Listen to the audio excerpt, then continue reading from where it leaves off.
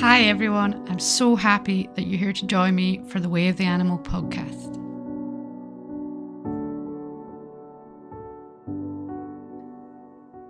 So this came up because of you, Meg, this topic, the connecting with animals. I Yeah. think you put, you said, I have dogs and horses and find connecting to them is very different. And what's your experience with this? So you said you wanted to, so why not be part of the discussion and let's talk about it? Yeah. So one of my three horses was wild, and he was captured as a 3-week-old foal and orphaned.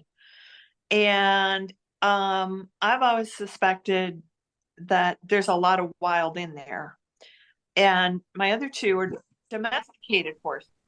I've just never connected with him the same way that I've connected with the others. And I kind of have reverted, I think, with him to looking at him as a dog because I've been frustrated. So I've been doing a lot of education about, and I'm reading a fantastic book now called The Horse by Nature by Marianne Simons, who did a lot of work studying horse behavior in the wild. And she has many other credentials to her name, but that's the one that I can remember right now. And so I'm trying to cover all my bases and understand better how I need to rethink how I orient to him to get on the same wavelength and to have a relationship with him that's meaningful to him. Because I think apart from riding, um, that is really my main goal is to have a relationship with him, and then the things that we do together will come out of that. Now I see with my dogs, I have a lab, so a retriever, and two herding dogs, a German Shepherd and then a healer Aussie cross, and or mix, whatever you said. And uh, of course they're always seeking your attention. It's more of a how do I manage this constant, I want your attention, the spotlight is always on you kind of thing. Like having three toddlers and they're always clinging to your jeans, which is great. But I bring that example up because definitely not that way with the horses. And I know that I've connected energetically with one of them because I felt it.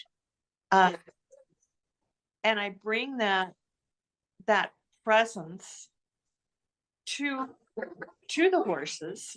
And of course, they're all very different personalities. But I think that with Jack in particular, I'm not I'm not sensing there's a lack of ease in the connection because I don't maybe I'm just trying too hard. I don't feel it with him the way I feel it with the others. And then, I mean, you just have to exist in order to feel it with the dogs. Yeah. So it's interesting because I took what you said to me and I just wrote some things that flowed through.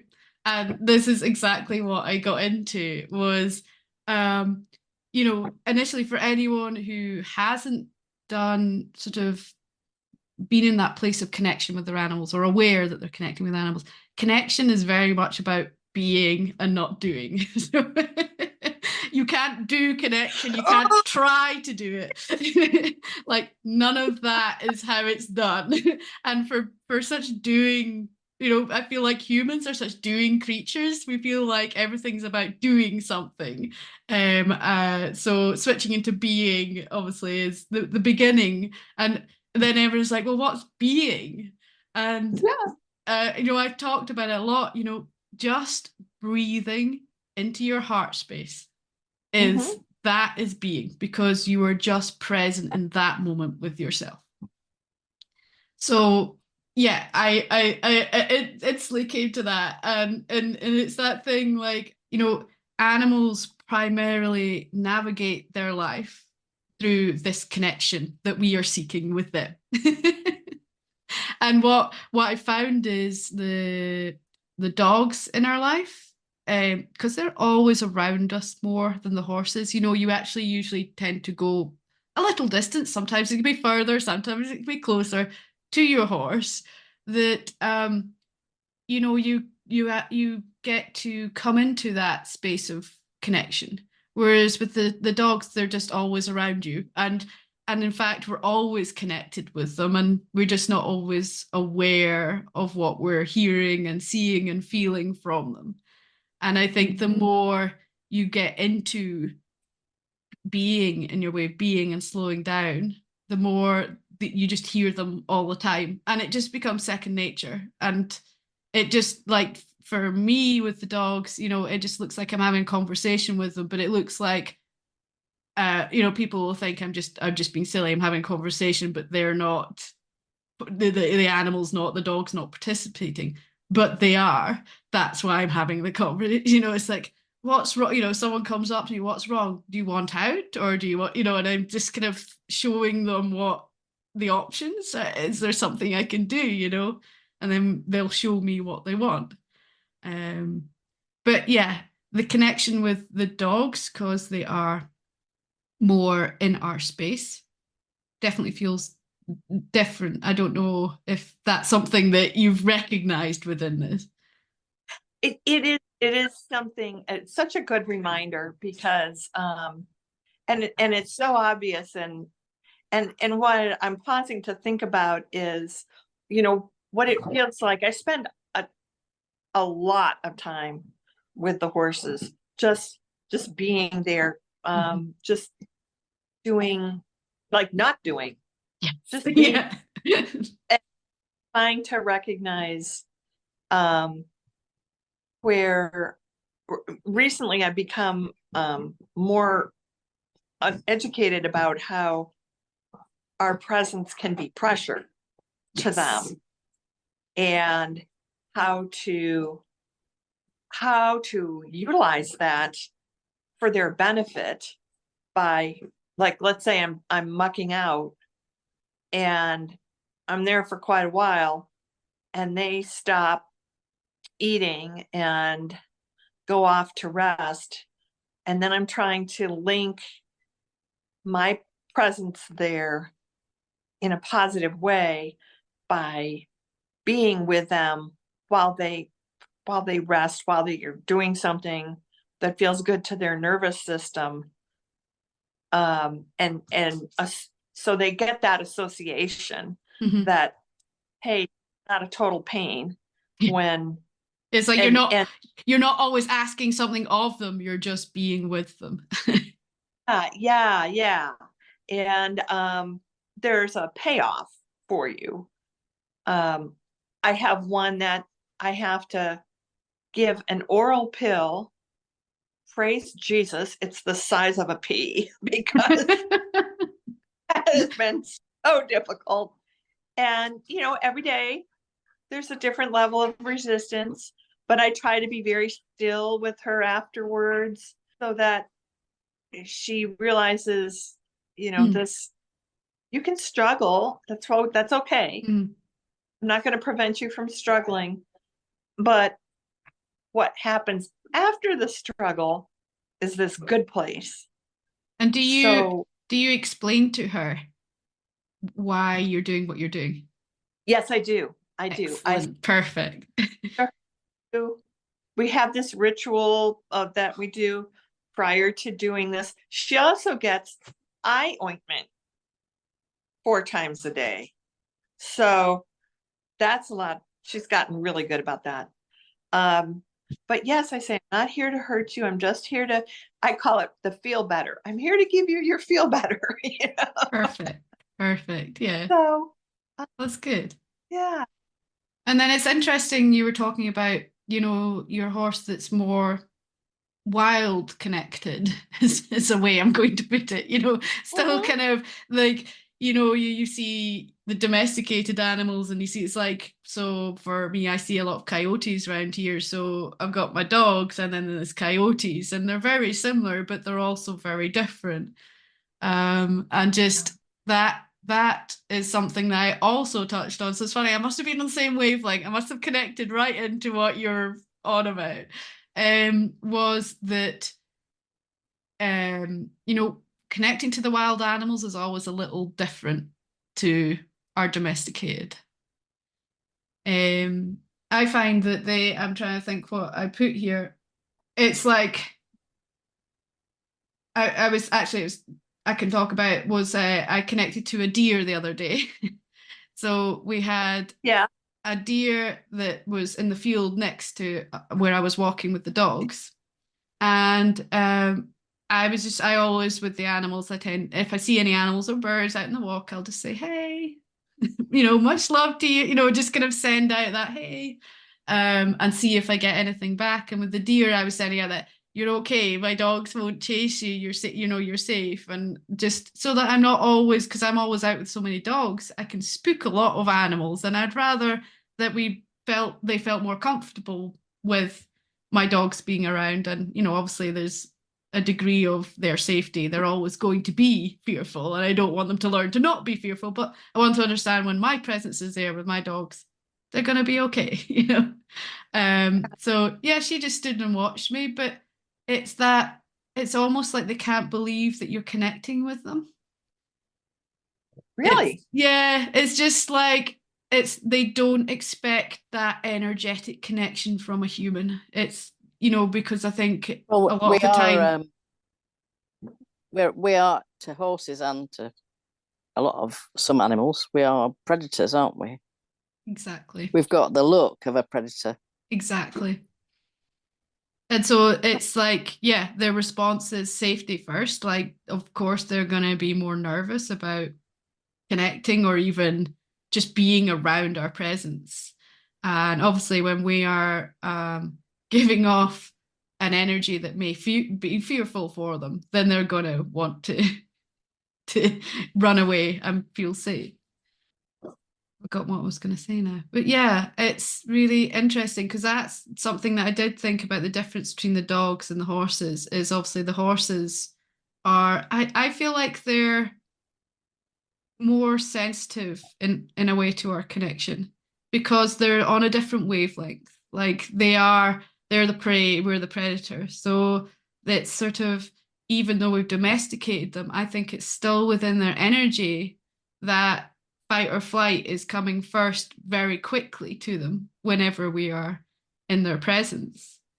And just makes them, you know, they have that herd connection of, I think they react first in whatever way they're going to react to things before they even get a chance to process it. Whereas I think dogs, if they are brought up in a way that they're allowed the time, will have a bit more time between going from 0 to a million. But it really depends. It just depends on the animal. And that's something that I noticed that even so, I don't know what kind of connection you've been having with your horses and your dogs. Is every dog and every horse and every animal for me has a different energy signature. It's like I feel what their soul's like.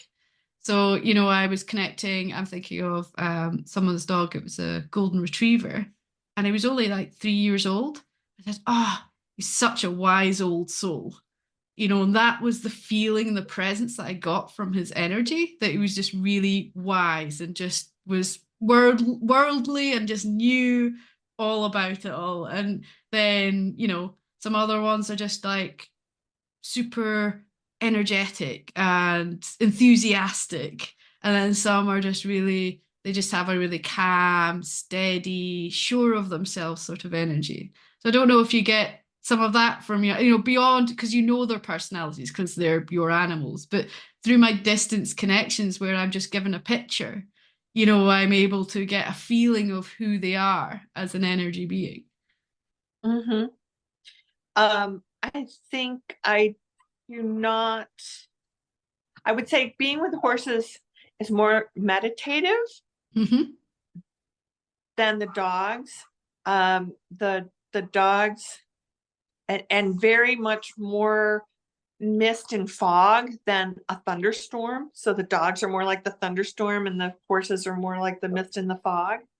I don't, I think with the dogs, it's like you say, we live with them. It's just there. Yeah. It's just innate. It's not so conscious. Like we don't have to consciously go, okay, I'm going to my dog now and I'm going to connect, because you're just so entwined and entangled in your energies that that's just what is. Yeah, it's like the circuit's always on. Yeah. Yeah. And Yeah. go to the horses and you have to flip the switch in Have you yourself. tried connecting from home to your horse? I have. And it's very interesting. I think why I'm pausing is I'm thinking, well, did I notice any difference? Like, okay, I'm connecting from here. Now I'm going to go out. Are we still connected? Kind of thing. Yeah. I really, not really what we're talking about. They're always on my mind at a subconscious or conscious level. Always. Maybe I don't realize the impact of that on them. Mm-hmm. It's like maybe for them, it's like, well, it's not. It's like, oh hi, it's Yeah, you're over you're here now. yeah. Like, we we never broke the circle. Yeah. That Well, I old mean, there's the thing that I believe, and there's the whole load of scientific stuff, and I'm not going to go into it, but everyone is all connected. That's how I can do my distance healing work. Everything is connected. There's no separation at all. So within then your closer family and your animals, there's a stronger connection and bond. And I think that connection is always there. And again, it's just we're not always so conscious of it. And you'll find the more you get into this and the more aware of it you get into it, the more you're just like, oh wow, it's really fascinating. And I did things, subconscious things like every night before I went to sleep, so I'd be in bed, and then I would check on the horses energetically when we had our horses. How are the horses? Okay, they're good, excellent. And then we'd move them like an hour away, and so I went to bed and I went to check on the horses, like, oh yeah, and I just need to throw my energy out a bit further. It's like they were in a closer proximity, so it was really easy. And then I just had to remember, oh no, they're a bit further, just over there, and then I'd connect in. And I just didn't realize I was doing it until they were further away, and it Yeah. just took a bit more conscious effort to reach them in the same way. Yeah. I think too that with the dogs, like you say, they're living in our lives. We get that immediate feedback. We're Yeah. used to that. Not only humans in our jobs working with other people, but with the dog's presence. And that that feedback is just so much more subtle and Mm. ethereal, Mhm. with horses, that it makes me wonder if there's ever really a disconnect. There's not. There's definitely Yeah. not. Well, you were just checking in. It's like the baby monitor, Yeah. Are they Yeah, there? I was constantly checking in, but really they were fine, because I already knew that because we were already connected. There you go. There you go. So it's like It's, for us it takes so much more effort when we're not doing it all the time, is like I'll consciously connect in. I can now I lost my horse, but my husband's horse still in the UK, and I'll connect in with her and see how she's feeling. And I can connect in right now. I can see her in the field. I can picture her just yeah. grazing away. Gosh, she's fat. But she's good. It's like it's and it becomes less of an effort. And I don't know, Mum, have you got anything, Anne? Mum Anne? That's okay. She can be mom. Mom. Yeah, I think there's I think because each horse, like dogs, have different characters, how they connect back to you is so different. So Janet knows the older horse was Janet's original horse. So we got him when he was 4, and he was a bit of a nightmare to say the least, because I think he'd been taken from his family as a youngster. So, and he's still got that fear energy. So he's still very standoffish in his relationship with a human. You know, he seems very loving, but he's like, I'm there to run if I need to.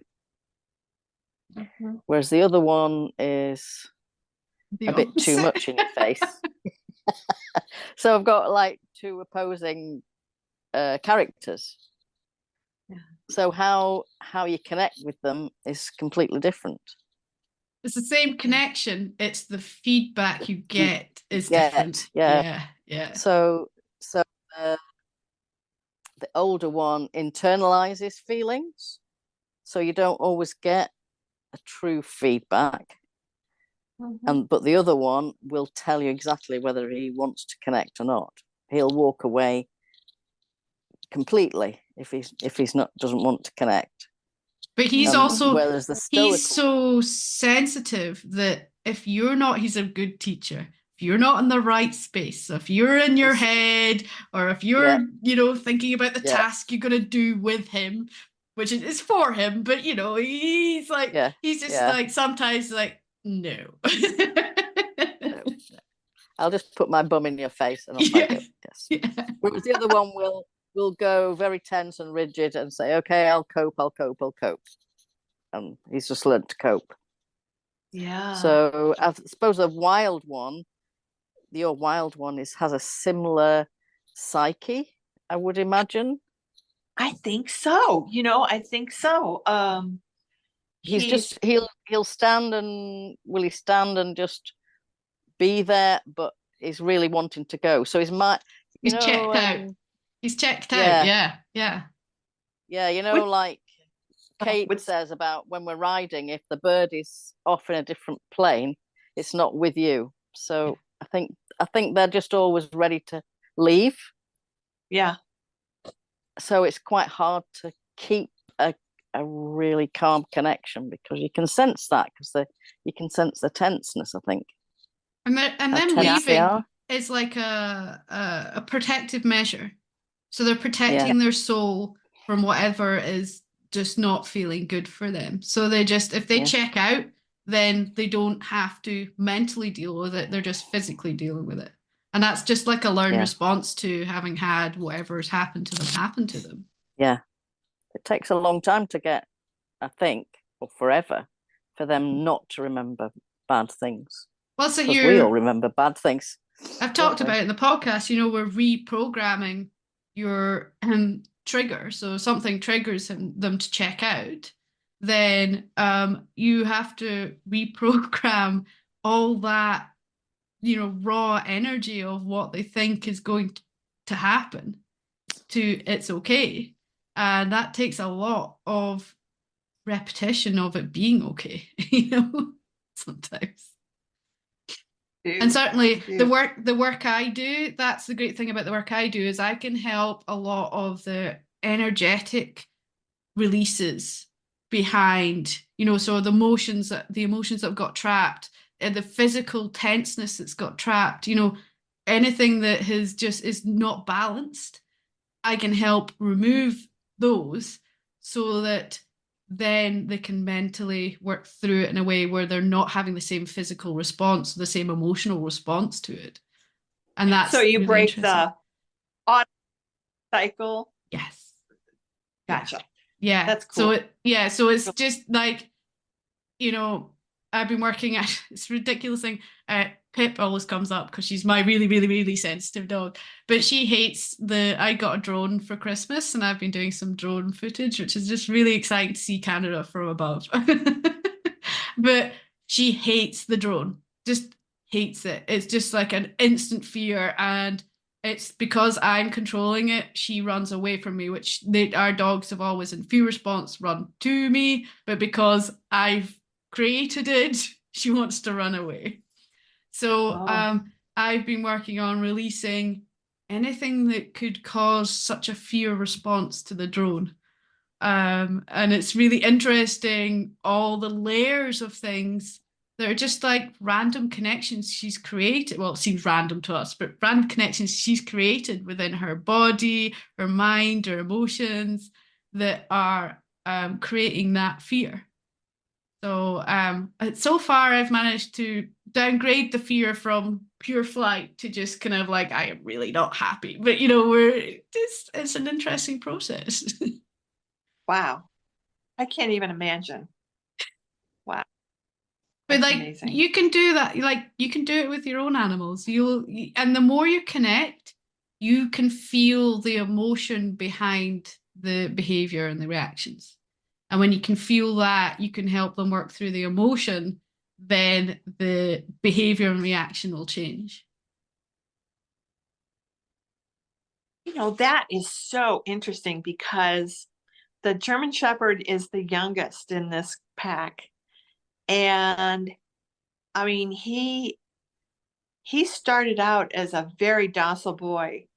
He flew from he was basically on two different planes and hanging out in a cargo area for about 4 or 5 hours when he came to us from upstate Alaska, and never said anything to anybody in the crate, according to the handlers and all that. Pooped in his crate, but I mean, like, who wouldn't, right? So we have restricted him here. When we got him, it was like the beginning of fire season. So my husband was the one who really worked with him. We've never let him off leash. So we have created this bubble around him. And that bubble is like the edge of the earth, the way that I think he thinks about it. And what happens is he has now created other bubbles, and he's telling off the middle dog, who's also a herding dog, all the time. The middle dog has some obsessive behaviors that we're constantly checking. But then the German Shepherd tells him off when we're doing that. He knows when that the middle dog's going to respond in a certain way. When we start to take the garbage out or whatever it is. And so I need to connect with them on both of these things. I need to connect with Scout on the German Shepherd, on his boundaries that he's protecting. Yeah. And I need to connect Rascal, the middle dog, about why are you so worried all the time? Yeah. Well, that's it. It's seeing the world from their perspective. When you start to open your eyes to, oh, that's why that's happening, it suddenly seems more doable to help them. And I think through the connection, that's how you can see the world through their eyes. You start to get an idea of what's going on, what's causing it, and then it's easier to work with, I think. So I would say, to circle back, with dogs, I think about it in terms of behaviors. With horses, I'm not trying to modify their behavior. I'm trying to get on the same wavelength. You're trying to do the same with dogs. So I mean, it's interesting. You should write about on a journal or a bit of paper. Write about what are your preconceived ideas, your mental ideas about behavior, and figure out what's going on with that, because they're all the same. We all behave, it's just our way. It's our way of being. So behavior is like a way of being. I feel behavior is just a way of describing of what they're doing or being in that moment. And it's obviously just a form of communication. So, you know, the horses behave slightly differently from the dogs because we've spoke about it, because they're prey animals. You know, they respond in different ways to things, and their response is their behavior or what they do or how they're being. That's a good idea. Yeah. Because That's a it's really like good idea. sometimes when we get hung up on words for describing things and we use that as a way to make excuses for things being different, it muddles our thinking mind in with the connections. And I think sometimes you just need to write that out, figure out what it is that's coming through, so that you can then just move into the connection without the hang up of, well, they're behaving this way. And I think it is as well, a lot of it is, it's the same in the horse show, but I feel like dogs, it's like a lot of the things with dogs are still train your dog. And I think horses are too, but I'm speaking to two people here who know that that's not what horses are about. But I think the dogs, we get into this wanting them to be how we want them to be, and Yeah. we want to train them to be, and then in some form or way we kind of lose that connection, and we lose their ability to just express and be them. Yes. Yep. Oh yeah, we are so on the same wavelength. I was thinking about that the other day when I was feeling sorry for myself, and like, well, you can just overpower a dog. You know, you can just really, I mean, when you think about it, so many dogs have no freedom of expression. And You know, they're when they express themselves, they're chastised for it. Oh, right. it's barking. You know, it's Yeah, barking more than usual. Let's get a collar to stop it from barking as much. You know, it's like, well, let's have a think about, why are they barking more? What's making them feel more vulnerable? Is there something I can help them with? You know, right, right, instead of exactly. What stop that behavior now. exactly, exactly. And I think that my frustration with feeling like, oh, I don't know, maybe I just, this horse thing is too much for me. I'm just never going to get it, kind of thing, which I think is a load of crap, but we all have those days. You know, those Um, days, they're the days. So I've learned this. When you have those days where you really question yourself, what you're doing, and whether it is just all a waste of time and you just should stop, they're the days you're about to have a breakthrough. And it's your subconscious is creating resistance to keep you in this place of known, instead of letting you into the unknown, which is the next step and your next level of learning and connection. that's really interesting. I wonder why we do that. It's your subconscious trying to keep you safe, because for your subconscious, anything that is known is safe, and you are just about to step over this threshold to a whole new thing, and sometimes you don't even realize it, and that's So it's a parasympathetic sympathetic yeah. trading bit. So it's our fight or flight. Yeah. Interesting. And so your subconscious is just keeping you safe, and it's like, no, you're literally just about to break through into something more than what you've been doing, and you're just, Well, welcome it.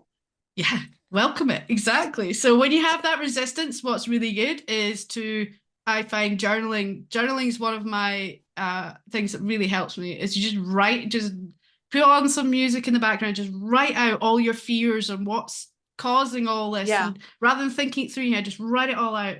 And then you tend to sort of turn that writing around to, hey, it's not so bad. I don't know why I was getting so upset about it. So, and then you move forward. That's awesome. That's awesome. And then you're more in the flow, because like when you were talking about the deer and the dogs and all that, do you ever feel that brace in yourself? And it feels bad.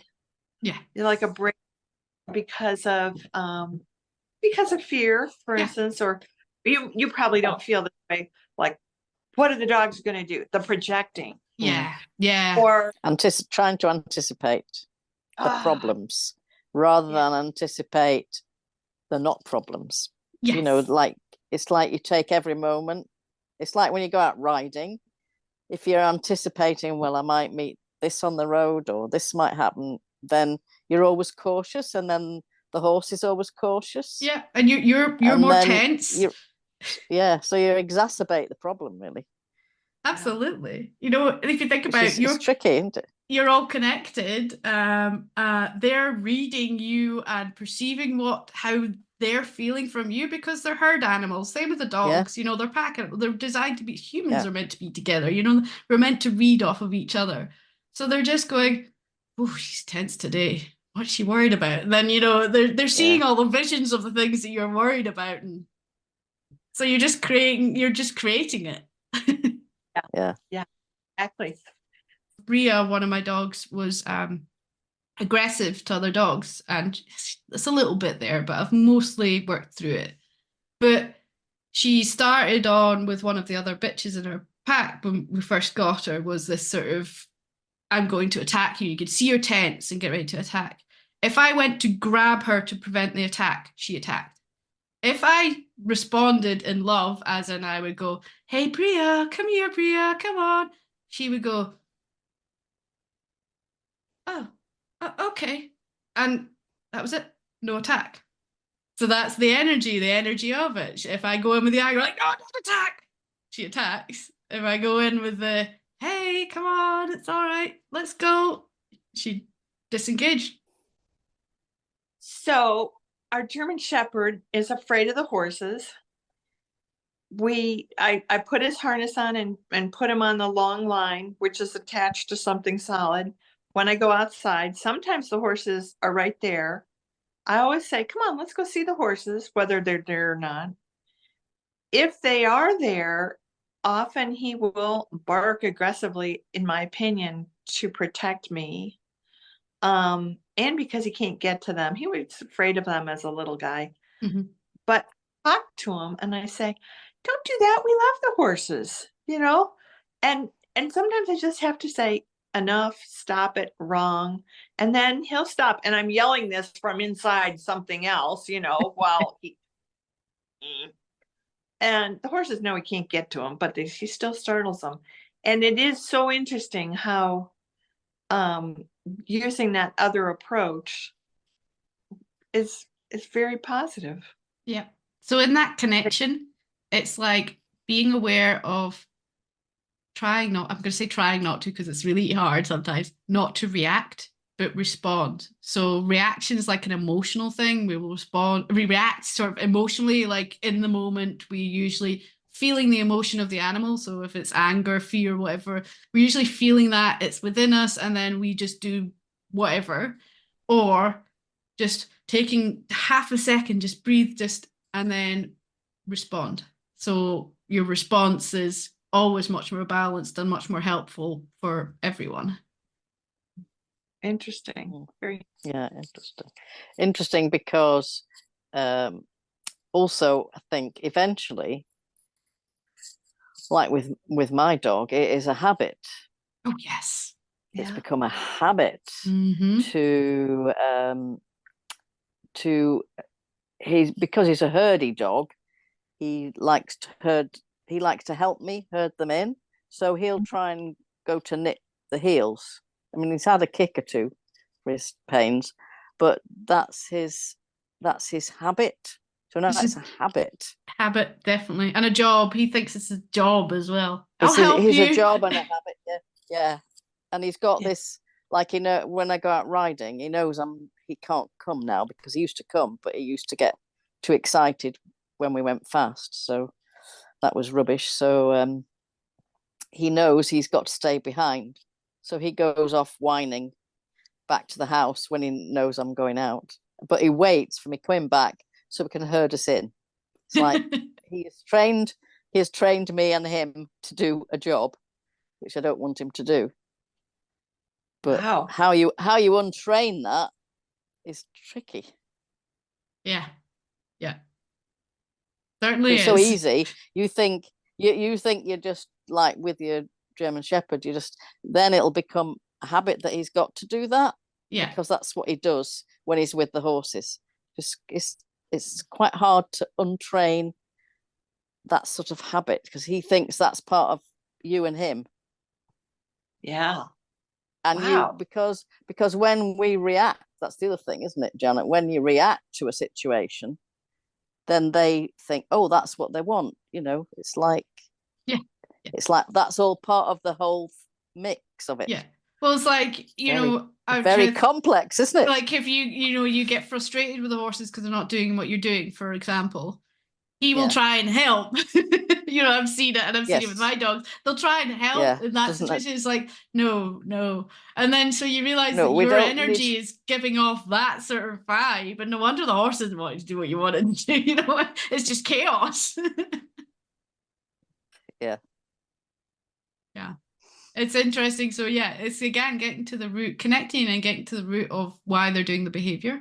And then you can help them work through it and change their perspective on the behavior. And it takes time and dedication and a lot of dedication. I feel like it's just a lot of dedication. You've got to be strict with yourself that they can't just do it every time. It's just, and again, we're talking about this training, but I do believe that this type of training is just untraining what they think is the way you want them to be. It's just kind of helping them to be more themselves and less like, okay, it's this time, I do this. And it's not actually, they're stressed. They want to do the right thing for you. And it's not really what anyone's about,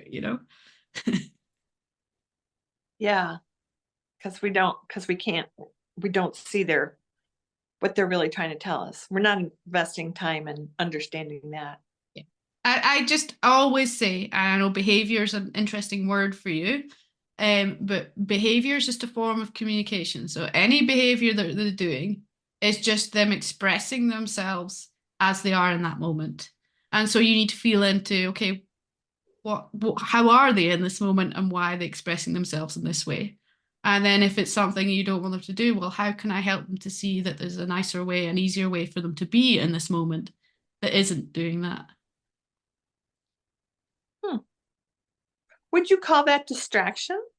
No, I wouldn't want to distract. I'd want them to learn it's okay. And that's just through a process. Distractions all fine and well, but they never learn then how to respond properly in that situation. Properly is a weird word, but respond in a balanced way in that situation. So Interesting.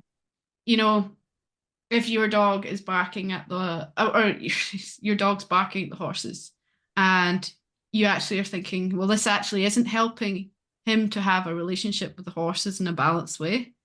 And it's not helping the horses to feel like they can be safer around him. Not that they're fearful of him, but it's creating an energy that isn't helpful for everyone.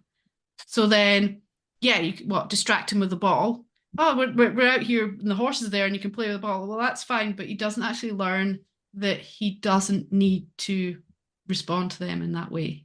So, something you could do is, I don't know, think of an alternative way that you want him to feel and be in that moment.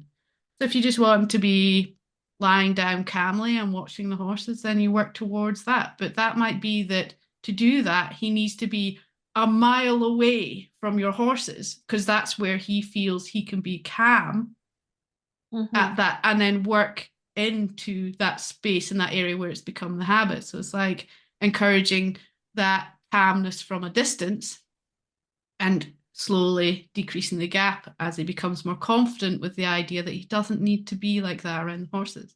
But you might just have to peel it all the way back, take it back to beginning, and you might find he works through that real easy.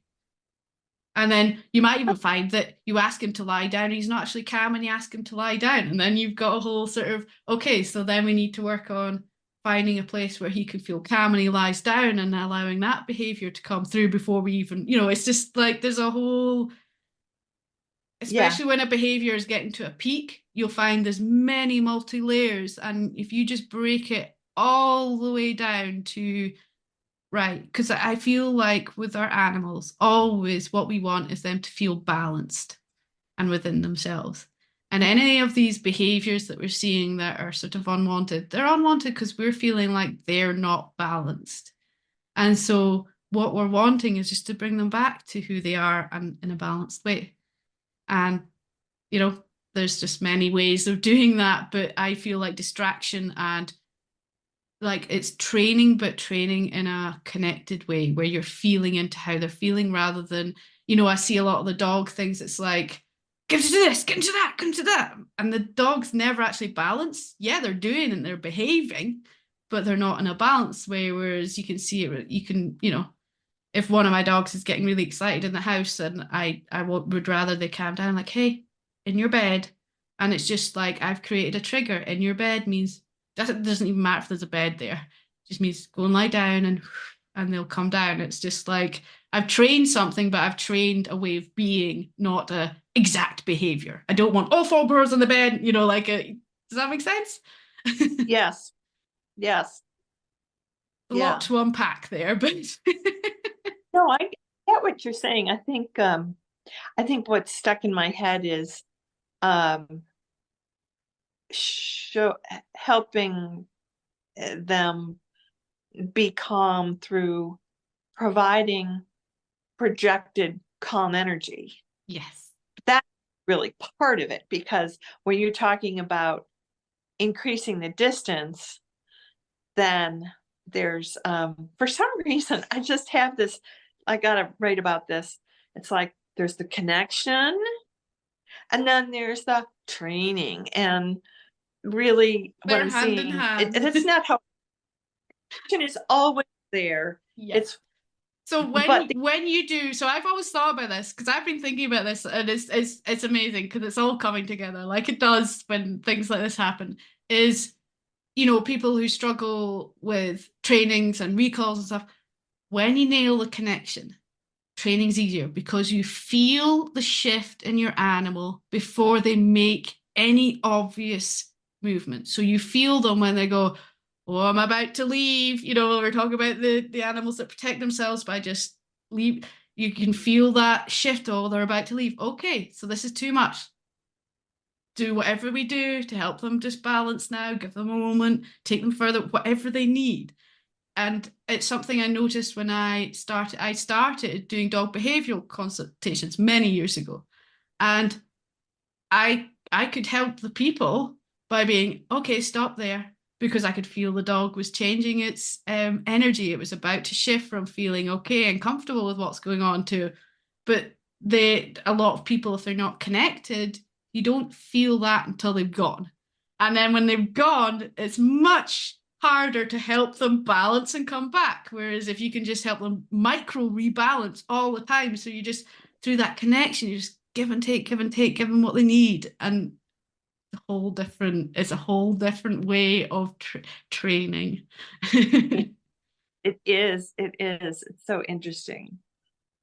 Yeah. Oh wow. I think there's I think I'm making it really difficult is what I'm getting at. Yeah. Having all these different, I'm just making it so difficult and different situations and all that. This is going to be fun. Yeah. So now you've gone through just recently that I just don't think I know what I'm doing. I don't know. It's just like you just dispersed everything and now you just are connecting it all back together and it's all starting to click into place. And there'll be just a whole new way of being with your animals.